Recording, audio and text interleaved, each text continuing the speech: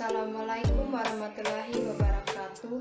Perkenalkan, nama saya Bernadetta Runabella dengan NIM 22132560, semester 2 D3 Perekam Medis dan Informasi Kesehatan. Tugas video pembelajaran anatomi fisiologi tentang sistem pencernaan. Kelas A, dosen pengampu Henry Dide Hartos Cap, Nurse MPD. Di sini saya akan menjelaskan tentang sistem pencernaan. Merupakan sistem yang menerima makanan dari luar dan mempersiapkan untuk diserap oleh tubuh, atau proses pencernaan yang terbentang mulai dari mulut sampai anus. Fungsi sistem pencernaan: 1. Mencerna sumber makanan untuk energi tubuh. 2. Memecah nutrisi menjadi nutrium sehingga dapat menembus membran plasma. 3. Absorpsi nutrisi dari makanan yang sudah dihancurkan. 4. Eliminasi sisa metabolisme atau makanan yang tidak dapat dicerna. Ada dua macam pencernaan. 1. Pencernaan secara mekanis. Pencernaan secara mekanis adalah proses pengubahan makanan dari bentuk besar atau kasar menjadi bentuk yang lebih kecil atau halus. Proses ini terjadi dengan bantuan gigi dan lidah, juga dengan otot lambung. 2. Pencernaan secara kimia. Pencernaan secara kimiawi adalah proses pengubahan zat makanan dari bentuk yang kompleks menjadi bentuk yang lebih sederhana dengan bantuan enzim pencernaan. 1. Ronggang mulut atau kavitas oris. Mulut adalah ronggang yang berada di antara pipi, bibir, lidah, tenggorokan, dan langit-langit mulut. Mulut atau ronggang mulut, oral cavity atau cavum oris, merupakan pintu masuk dari traktus gastrointestinal, tempat permulaan bagi proses digestif mekanis, yaitu dengan cara mastikasi, mengunyah, dan juga proses digestif kimiawi melalui enzim yang terdapat dalam saliva. Fungsi mulut. Mulut mempunyai fungsi: 1. Jalur bagi keluar masuknya udara. 2. Menjadi gerbang utama bagi makanan dan minuman untuk masuk ke dalam tubuh. 3. Berperan penting dalam menunjang aktivitas berbicara. 2. Bibir.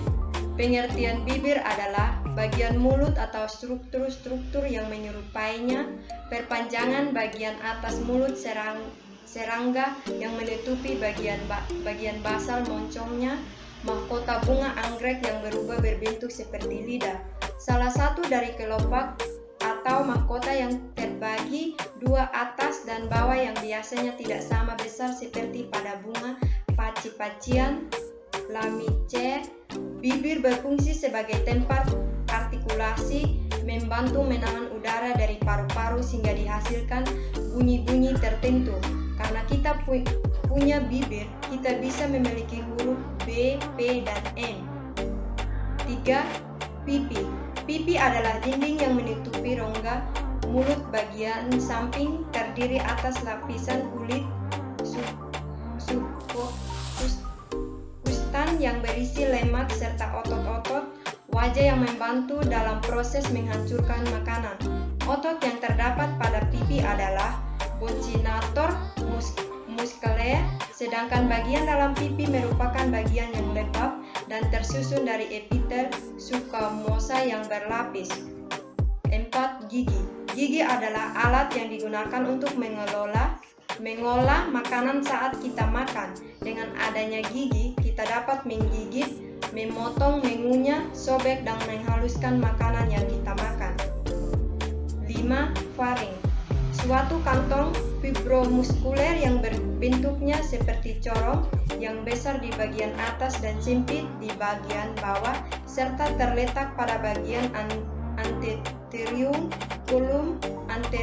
kolum vertebra yang panjangnya 14 cm, terletak pada dasar tengkorak bergabung terdalam esofagus, merupakan tempat persimpangan antara jalan pernapasan dan jalan makanan. 2. Fungsi faring tekap. 1. Berperan dalam sistem pernapasan, sistem pencernaan, juga dalam proses berbicara atau suara. 2. Sebagai penyalur makanan dari mulut ke kerongkongan atau sistem pencernaan. 3. Sebagai penyaring, pengatur tekanan juga bisa mengatur kelembaban udara yang masuk atau sistem pencernaan. 4. Mengatur tekanan udara antara lingkungan dalam telinga dan lingkungan luar tubuh. 5. Tempat rangsangan bersin terjadi untuk mengeluarkan benda asing. 6. Orofaring. Orofaring adalah bagian dari faring yang berada di belakang rongga mulut. Orofaring bisa dilewati udara dan makanan sehingga berperan dalam sistem pernapasan dan sistem pencernaan. Orofaring mempunyai klep yang disebut epiglotis yang fungsinya mengatur makanan agar tidak masuk ke saluran pernapasan. Pada bagian dinding lateral atau bagian kanan dan kiri terdapat tonsil palatina yang merupakan massa jaringan limfatik. Fungsi tonsil adalah melindungi dari infeksi. 7. Lariofaring merupakan bagian paling akhir dari faring, merupakan tempat bertemunya saluran pernapasan dan saluran pencernaan sehingga mampu dilewati udara dan juga makanan. 8. Esofagus atau kerongkongan adalah salah satu bagian organ pencernaan yang terletak setelah faring, sebelum lambung dan juga berdekatan dengan trakea. Esofagus merupakan organ pencernaan berbentuk tabung berotot yang berfungsi untuk membawa makanan ke dalam mulut ke lambung. Esofagus mendorong makanan dengan gerakan hasil kontraksi otot yang disebut dengan gerakan peristaltik.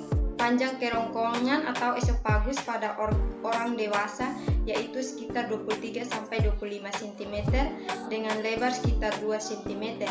9. Lambung gaster ventriculus. Gaster merupakan bagian dari traktus gastrointestinal pertama yang letak di intra-abdominal. Letak berada di antara esofagus, berada dalam peritoneum dan ditutupi oleh omentum. Berada di daerah epigastrium dan mulas ke hypohondrium. Kiri berbentuk melengkung seperti huruf J. 10. Usus halus. Usus halus adalah saluran yang memiliki panjang 6 meter. Fungsi usus halus adalah mencerna dan mengaborsi cime dari lambung. Usus halus memanjang dari pleurisistel lambung sampai sphincter ileocecal. Tempat bersambung dengan usus besar. Usus halus terdiri atas 3 bagian yaitu 1. Duodenum, 2. Jejunum, 3. Ileum. 11. Usus besar merupakan organ pencernaan yang sebagai lanjutan dari usus halus. Fungsi utama dari usus besar yakni untuk sebagai penyerapan makanan yang tidak mampu diserap di usus halus, juga menyerap air dan garam sehingga bisa mengatur keseimbangan cairan dalam tubuh. 12. Rektum. Rektum adalah ujung saluran pencernaan yang dimulai pada mulut dan termasuk kerongkongan, lambung dan usus kecil dan besar. Panjang rektum adalah sekitar 6 inci dan merupakan bagian akhir dari usus besar yang mengarah ke lubang anus. Rektum adalah bagian sistem pencernaan dan merupakan bagian terakhir. 13. Usus kecil. Usus kecil adalah struktur tubular di dalam rongga perut yang membawa fungsi makanan. Dalam kelanjutan dari perut ke usus besar, kemudian usus besar membawanya ke rektum dan keluar dari tubuh melalui anus. Struktur usus kecil terdiri dari 3 bagian utama yaitu duodenum atau usus 12 jari, jejunum atau usus kosong, dan ileum atau usus penyerapan. Usus kecil adalah bagian dari usus tempat 90% pencernaan penyerapan makanan terjadi. 10% lainnya terjadi di perut dan usus besar.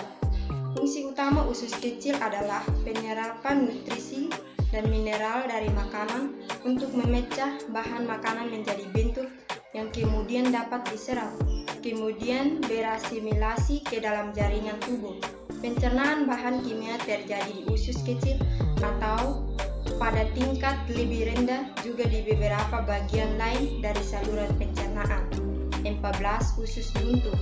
Usus buntu adalah organ kecil pada bagian usus besar, tepatnya di sisi kanan bawah rongga perut, berbentuk kantung yang terhubung pada usus penyerapan serta bagian kolon menanjak dari usus besar.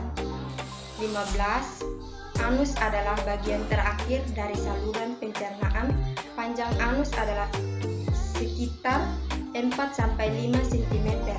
Anus memainkan peranan penting untuk defekasi. Sekiranya terjadi kelainan defekasi tidak dapat berlangsung normal, terdapat beberapa otot yang membantu anus agar defekasi lancar seperti kubrorental merupakan bagian dari otot levator, anus stifictidae, anus externus atau otot lurik, dan anus internus, otot poros. Thank you.